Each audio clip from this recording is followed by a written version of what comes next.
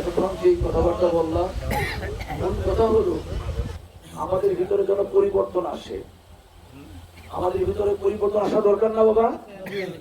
পরিবর্তন আসা দরকার। আপনি আর বয়স 30 বছর, আপনি যে 31 বছর বাঁচবেন এটার কোনো নিশ্চয়তা আছে? যার বয়স 50 বছর সে যে 51 বছর বাঁচবে কোনো কনফার্মেশন আছে, নিশ্চয়তা আছে? এই জন্য আমাদের ভিতরে চেঞ্জ আসা দরকার।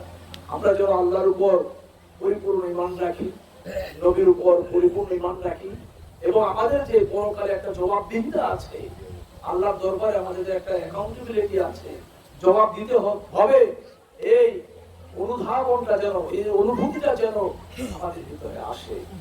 কারণ আপনি কখন চলে যান, কখন চলে যাবেন, কখন ডাক পড়ে যাবে, এটা আল্লাহ ছাড়া কেউ জানে না। আইনামা তাকুনু ইউদরিকুমুল মাউত ওয়ালাউ কুনতুম ফি বুরুজিন মুশাইয়াদা।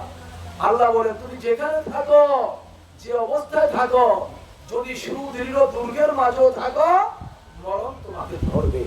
মরণের ধরন থেকে, মরণের কবল থেকে আমরা কি কখনো আমাদেরকে বাঁচাতে পারবো? আমরা শত শত বছর, হাজার হাজার বছর এই দুনিয়াতে থাকতে পারবো না। আল্লাহ বলেন লা ইয়াস্তাখিরুনা সাআতা ওয়া লা ইয়াস্তাকদিমুন। মরণ কিন্তু এক মুহূর্ত আগেও আসে না, এক মুহূর্ত পরেও আসে না, সঠিক সময় এসে মরণ হাজির হবে।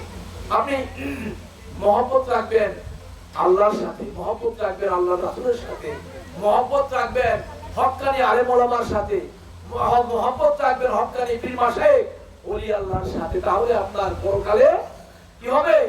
আপনার নাজাত হতে পারে তাদের উসিলায়। আপনি ডিসি সাহেবের সঙ্গে মহব্বত রাখবেন, এসপি সাহেবের সঙ্গে ভালোবাসা রাখবেন, এমপি সাহেবের সঙ্গে ভালোবাসা রাখবেন, মন্ত্রী সাহেবের সঙ্গে ভালোবাসা রাখবেন। মরণে, কবরে, হাসরে, বিজারে, কুসিরাতে এই ভালোবাসাতে কোনো কাজ হবে? কোনো কাজ হবে না। নবী বলেন আল মারউ মা মান আহাব্বা। দুনিয়াতে যে তাকে বেশি ভালোবাসবে পরকালে সে তার সঙ্গী হবে। সে সঙ্গীটা কাকে বানাবে? ডিসি সাহেবরে, এসপি সাহেবরে, মন্ত্রী সাহেবরে, কারে? আল্লাহর নবীকে, ওলি আল্লাহদেরকে, হক্কানি আলেম ওলামাদেরকে, হক্কানি পীর মাশায়েখদেরকে। তাহলে তাদের সঙ্গে আপনার হাসর নাসর হবে। আলহামদুলিল্লাহ। আপনি দুনিয়াতে অন্যায় করে কি লাভ বাবা? আমি তো 1000 বছর বাঁচবো না। আপনার যে চেঙ্গিস খান 4 কোটি মানুষ মারছে, কত কোটি? 4 কোটি মানুষ মারছে। 4 কোটি মানুষ মেরে কি সে হাজার হাজার বছর বাঁচতে পারছে? যখন ডাক পড়েছে তাকে আল্লাহর কাছে সারেন্ডার করতে হয়েছে। আমাদেরও ডাক পড়ে যাবে।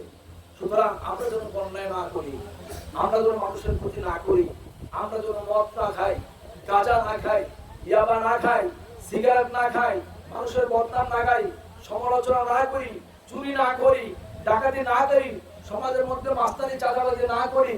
আমরা তো যেন বড়দের সঙ্গে বেয়াদবি না করি, আমরা যেন বড়দেরকে শ্রদ্ধা করি, বাবা মায়ের খেদমত করি, আমরা যেন নামাজি হই, আমরা যেন রোজাদার হই, আমরা যেন হক পথে চলতে পারি, আল্লাহর পথে চলতে পারি, আল্লাহকে ভয় করে চলি, নবীর মহব্বত অন্তরে রেখে চলি।